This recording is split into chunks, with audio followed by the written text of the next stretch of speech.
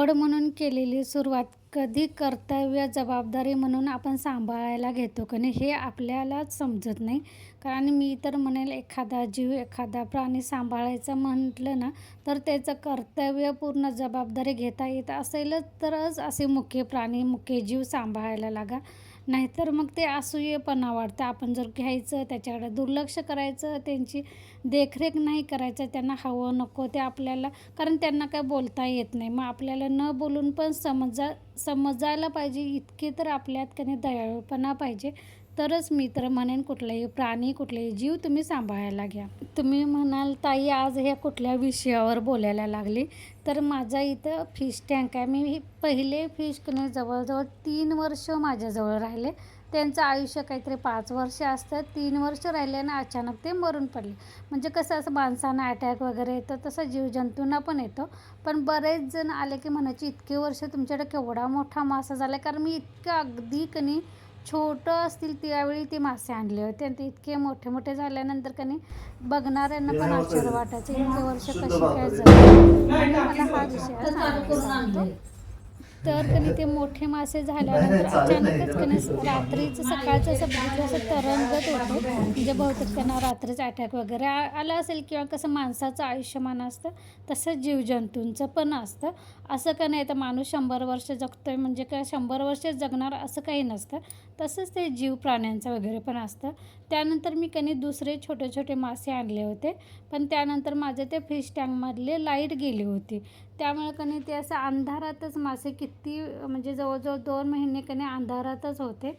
मग मला त्या कोपऱ्यात बघितलं कधी असं अंधार असं त्यांना काय वाटत नसेल पण माझ्या मनालाच असं वेगळं वाटायचं. म्हणून मी ठरवलं होतं की आज काहीही करून त्यांना लाईट आणायची. म्हटलं तर लाईटीचं ते बल्ब गेलेला तो आणला, ट्यूब बसवायची. पण म्हटलं आता ते स्वच्छ पण करून घ्यायचं म्हणून तनूकडून पाणी वगैरे काढून घेतलं.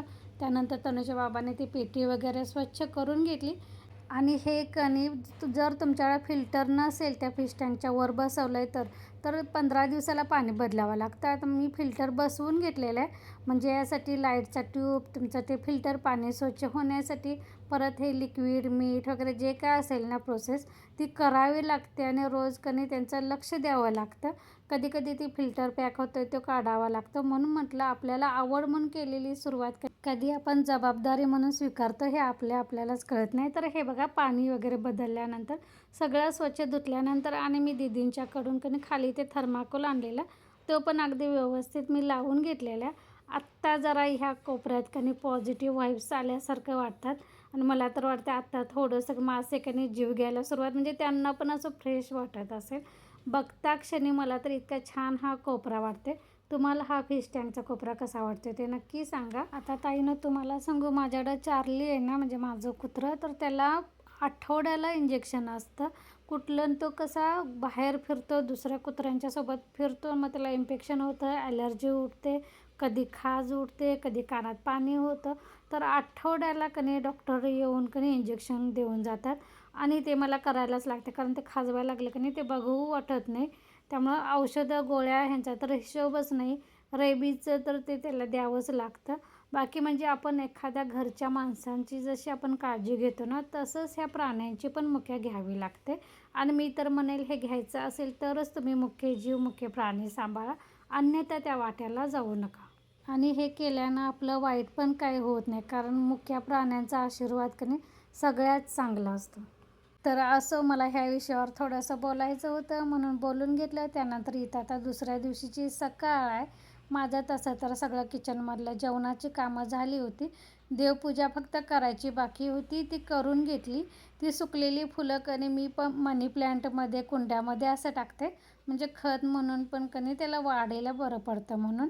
त्यानंतर इथं मला दळप करायचं होतं आणि वरच टेरेसवर वाळवून कणी धान्याची पावडर लावून ठेवलं होतं ज्वारी गहू तर आता संपलेलं आहे पण ज्वारी अजून शिल्लक आहे. तर ज्वारीचं दळप करायचं होतं म्हणून म्हटलं टपातून ज्वारी कणी थोडंसं उन्हामध्ये ठेवायचं म्हणजे 4 वाजता गिरण लावायला बरं पडतं. उन्हानं तर आपलं कणी की पीठ पण चांगलं उठतं आणि थोडेसे टोके पण 1-2 असे असले कणी तर ते निघून जातात. म्हणून म्हटलं घरातली कामं आवरलेली आहेत आणि थोडंसं जरी नंतर ठेवायचं म्हटलं की नाही एकदा ऊन निघून गेलं की मग ते ज्वारीला ऊन पण लागत नाही. म्हणून हे टपात कणी ज्वारी काढून ठेवली आणि इथं ठेवलेले आहे. त्यानंतर दुपारनंतर मला दळप करायचं होतं म्हणून. तर इथे कपडे मशीनला लावायची होती म्हणून ती लावून घेतली. त्यानंतर संक्रांतीला ज्या भोपळ्याच्या घाऱ्या केल्या होत्या त्याच्या बिया मी वाळवत रोज ठेवते, कारण की नाही आमच्या घरात बिया भोपळ्याच्या खायला आवडतात. आता तुम्ही बघा, मी रोज वाळवत घालायचं आणि ते आणायचं आणि ते आता थोडेसे शिल्लक राहिलेले आहेत. म्हणजे ताट भरून होत्या. तुम्ही जर कधी माझ्या ब्लॉगमध्ये बघितलं असेल तर ह्या वाळलेल्या बिया कधीतरी खाऊन बघा, चांगल्या लागतात. फक्त त्याचं साल काढायला थोडंसं अवघड असतं. तर त्यानंतर इथं मी या घरातल्या कुंड्या जरा 2-4 दिवस बाहेरच ठेवल्या होत्या, कारण त्यावर मला ते कोकोपीट असते ते पण थोडंसं खत टाकलं. त्यानंतर थोडंसं युरिया टाकून 1-2 दिवस मला उन्हात ठेवायचं होतं पाणी घालून. तर म्हटलं आता 2-3 दिवस झालेले आहेत तर ते आता घरात नेऊन ठेवूया. थोडीशी मी ह्यावेळी कुंड्यांची जागा पण बदललेली आहे, कारण मला ते छोटंसं माझ्या छोट्या कुंड्यामध्ये लाल पानांचं जे होतं ना, ते मी कुंड्या बदललेल्या आहेत, दुसऱ्या नवीन आणून त्यामध्ये घातलेल्या आहेत. त्यामुळे मला कुंड्यांची ठेवायची जागा पण थोडीशी बदलली. ताईनं तुम्हाला जर घरामध्ये अजून कुठले मी प्लांट लावू शकते किंवा ठेवू शकते हे जर माहिती असेल ना, तर मला नक्की सांगा, कारण मला झाडं तर आवडतात पण त्यातली माहिती कमी आहे. म्हणजे कुठलं झाड लावायला पाहिजे, कुठलं मला फळांची पण आवडतात, पण ती फळांची झाडांना कसं जागा पण भरपूर लागते बाहेर. कुंडीतनी वगैरे कुठली फळं लागत असेल ना, तर ते पण मला नक्की सांगा. कारण माझ्याकडे ऑइलचे कॅन आहेत मोठे मोठे, तर ते मी कट करून त्यामध्ये माती घालून ते मी लावू शकते. फक्त मला माहिती नाही की कुठली कलमी झाडे लावू शकते ते. तर इथं झाडं वगैरे ठेवली, तोपर्यंत थोडा वेळ बाहेर थांबली. तोपर्यंत माझं मशीन पण झालं होतं, कपडे वगैरे उन्हात घातली. त्यानंतर मस्तपैकी झोपून घेतलं आणि आता इथं साधारण 3:30 पावणे 4 झाले असतील. तर थोडीशी जेवलेली पोरांची ताटं वगैरे पण पडली होती आणि डबा पण ज्वारीचा थोडंसं पीठ होतं, ते पातेल्यामध्ये काढलं आणि म्हटलं आता कधी पण दळप करायच्या अगोदर पिठाचा डबा घासायचा, म्हणजे जास्त खराब होणार नाही. मला गिरण पण लावायची होती म्हणून म्हटलं पहिल्यांदा पिठाचा डबा घासायचा, तो उन्हामध्ये थोडासा ठेवायचा, म्हणजे अर्धा 1 तास ठेवला त्यानंतर जरी वाळला नाही तर गॅसवर थोडंसं गरम करून घ्यायचा, म्हणजे आणि त्यामध्ये पीठ घालून ठेवायचं. डबा घासून उन्हामध्ये ठेवला. त्यानंतर ज्वारीचं दळप केलं, ज्वारी केली, तांदूळ निवडून त्यामध्ये घालायचं होतं दळपात, ते केलं, गिरण लावून घेतली. त्यानंतर झाडू वगैरे संध्याकाळचं जे काही काम असेल ते आवरली. चहा करून घ्यायचा होता, तो चहा वगैरे पण झाला. त्यानंतर आता मी तुम्हाला संध्याकाळचं दाखवते थोडंसं.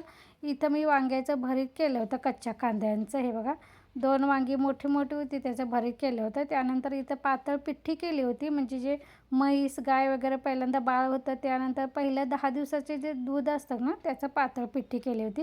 ह्याची रेसिपी बघायची असेल तर मी शॉर्ट व्हिडिओ अपलोड केलेले आज सकाळीच. आणि हे सगळं आवरल्यानंतर थोडा वेळ बसले. त्यानंतर माझ्या लक्षात आलं की मी भात अजून ठेवलाच नाही. म्हणजे रोज कसं मी पहिल्यांदा भात करते त्यामुळं, आणि आज म्हटलं नंतर शेवटी गरम गरम करायचं आणि विसरूनच गेले. त्यानंतर थोड्या वेळानं लक्षात आल्यावर भात ठेवला, एका बाजूला दूध आणलं होतं ते गरम करून ठेवलं. चला तर ह्यासोबत ताईनाचा व्लॉग पण मी इथंच बंद करते. पुन्हा भेटू नवीन व्लॉगमध्ये. तोपर्यंत धन्यवाद. व्लॉग आवडला असेल तर लाईक आणि सबस्क्राईब नक्की करा.